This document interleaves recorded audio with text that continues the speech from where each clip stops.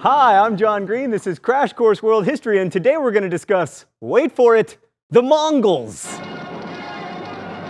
So you probably have a picture of the Mongols in your head. Yes, that's the picture. Brutal, bloodthirsty, swarthy, humorously mustachioed warriors riding the plains, wearing fur, eating meat directly off the bone, saying bar, bar, bar, bar, bar, bar, bar. In short, we imagine the Mongol Empire as stereotypically barbarian. And that's not entirely wrong. But if you've been reading recent world history textbooks like we here at Crash Course have, you might have a different view of the Mongols, one that emphasizes the amazing speed and success of their conquests, how they conquered more land in 25 years than the Romans did in 400, how they controlled more than 11 million contiguous square miles. And you may even have read that the Mongols basically created nations like Russia and even Korea. One historian has even claimed that the Mongols smashed the feudal system and created international law. Renowned for their religious tolerance, the Mongols, in this view, created the first great free trade zone, like a crazy medieval Eurasian NAFTA. And that's not entirely wrong either. Stupid truth, always resisting simplicity.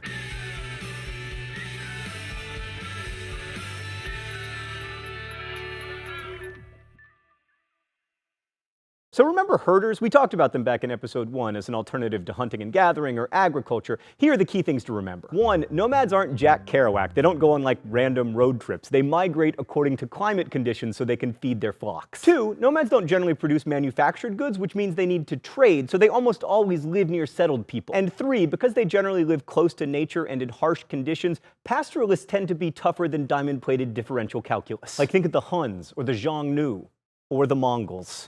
Okay, Stan, that's enough. Back to me. Come, Stan, I am the star of the show, not the Mongols! Hi. Sorry about that. Right, so one last thing. Pastoral people also tend to be more egalitarian, especially where women are concerned. Paradoxically, when there's less to go around, humans tend to share more, and when both men and women must work for the social order to survive, there tends to be less patriarchal domination of women, although Mongol women rarely went to war. I can't tell your gender. I mean, you've got the pants, but then you also have the floopity-flop, so...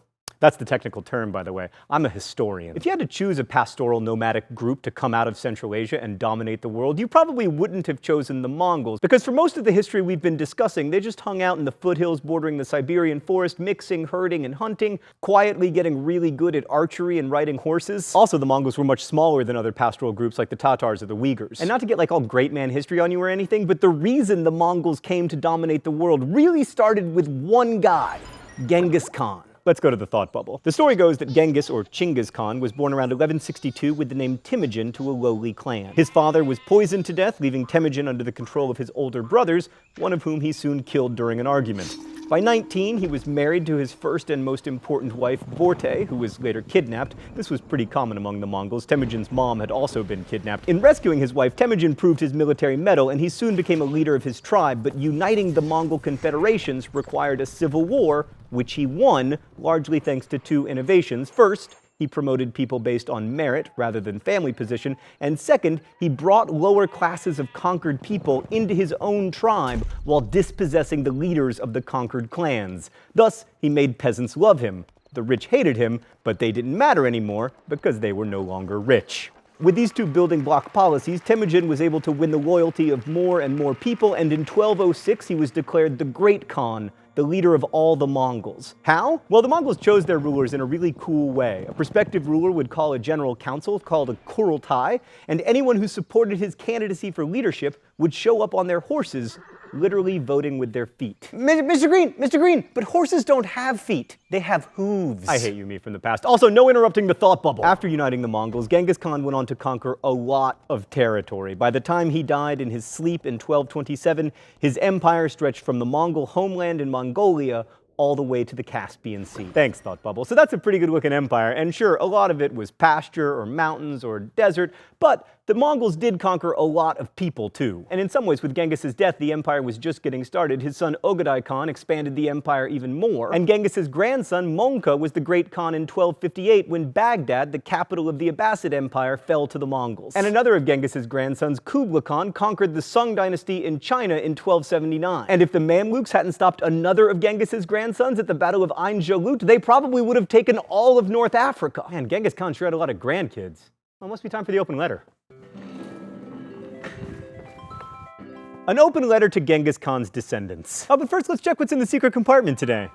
Oh, a noisemaker, and champagne poppers. Stan, you know I suck at these. What's all this for? Oh, it's because it's a birthday party!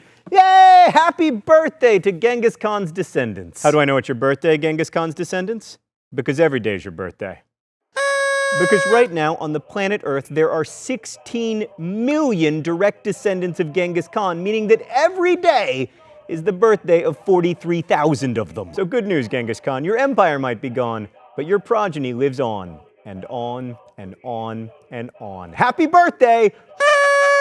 Best wishes, John Green. Unfortunately for the Mongols, those guys weren't always working together because Genghis Khan failed to create a single political unit out of his conquests. Instead, after Genghis's death, the Mongols were left with 4 really important empires called Khanates. The Yuan dynasty in China, the Ilkhanate in Persia, the Chagatai Khanate in Central Asia, and the Khanate of the Golden Horde in Russia. If you remember all the way back to the Hellenistic period, this is similar to what happened to another good general who wasn't much for administration, Alexander the Great. Also, neither of them ever conquered India. The Mongols succeeded primarily because of their military skill. Genghis Khan's army, which never numbered more than 130,000, was built on speed and archery, just like this guy. Mongol mounted archers were like super fast tanks compared to the foot soldiers and knights they were up against. But wait, all the military history nerds are saying, once people knew the Mongols were coming, why didn't they just hole up in castles and forts? It's not like the Mongols had flying horses. Except they did.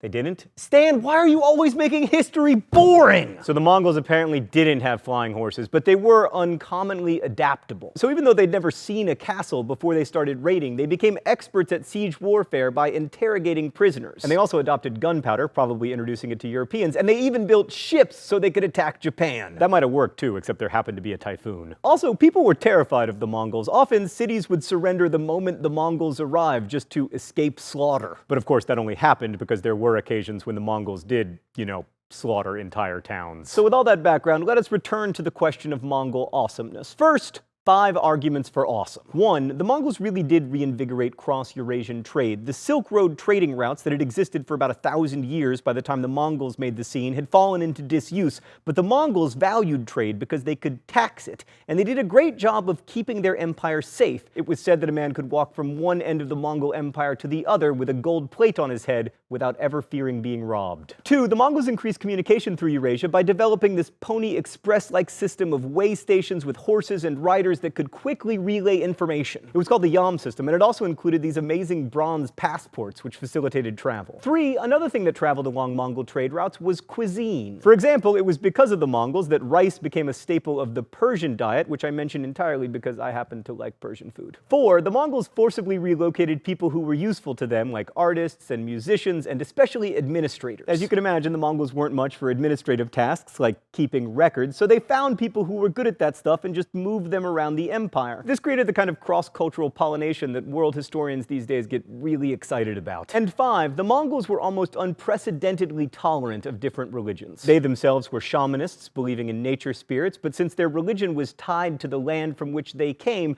they didn't expect new people to adopt it, and they didn't ask them to. So you could find Muslims and Buddhists and Christians and people of any other religion you can think of prospering throughout the Mongol Empire. And it's that kind of openness that has led historians to go back and reevaluate the Mongols, seeing them as kind of a precursor to modernity. But there is another side of the story that we should not forget, so here are 5 reasons why the Mongols might not be so great. 1. Here is Genghis Khan's definition of happiness. The greatest happiness is to vanquish your enemies, to chase them before you, to rob them of their wealth, to see those dear to them bathed in tears, to clasp to your bosom their wives and daughters. Off topic, but if that quote rings a bell, it might be because Oliver Stone blatantly plagiarized Genghis Khan in the movie Conan the Barbarian. 2 is an extension of 1. The Mongols were seriously brutal conquerors. I mean, not uniquely brutal, but still. The Mongols often destroyed entire cities, and most historians estimate the number they killed to be in the millions. 3, their empire didn't last. Within 80 years, they'd left China and been replaced by a new dynasty, the Ming, and in Persia, they blended in so completely that by the 15th century, they were totally unrecognizable. I mean, they'd even taken up agriculture. Agriculture, the last refuge of scoundrels who want to devote their lives to working instead of scootily pooping. They also weren't particularly interested in artistic patronage or architecture. I mean, Your palace may last forever, but my yurt can go anywhere. 5. The Mongols were probably responsible for the Black Death. By opening up trade, they also opened up vectors for disease to travel, in the case of the plague, via fleas infected with Yersinia pestis. And at least according to one story, the Mongols intentionally spread the plague by catapulting their plague-ridden cadavers over the walls of Kaffa in the Crimea. While this primitive act of biological warfare might have happened, it's unlikely to be what actually spread the plague. More likely, it was the fleas on the rats in the holds of Black Sea ships that were trading with Europe, but that trade only existed because of the Mongols. All right, Stan, one last time. Cue the Mongoltage. So the Mongols promoted trade, diversity, and tolerance, and they also promoted slaughter and senseless destruction. And what you think about the Mongols ends up saying a lot about you. Do you value artistic output over religious diversity? Is imperialism that doesn't last better or worse than imperialism that does? And are certain kinds of warfare inherently wrong? If you think those are easy questions to answer, then I haven't been doing my job. Regardless, I look forward to reading your answers in comments. Thanks for watching, and I'll see you next week. Crash Course is produced and directed by Stan Muller. Our script supervisor is Danica Johnson. The show is written by my high school history teacher Raoul Meyer and myself, and our graphics team is Thought Bubble. Last week's phrase of the week was Hawaiian pizza. If you want to suggest future phrases of the week or guess at this week's, you can do so in comments, or you can also ask questions about today's video that can be answered by our team of historians. By the way, if you want to wear your love for Crash Course, there's a Mongol shirt, link in the video info. Thanks for watching Crash Course. Nobody can beat Crash Course viewers. Well, except for the Mongols.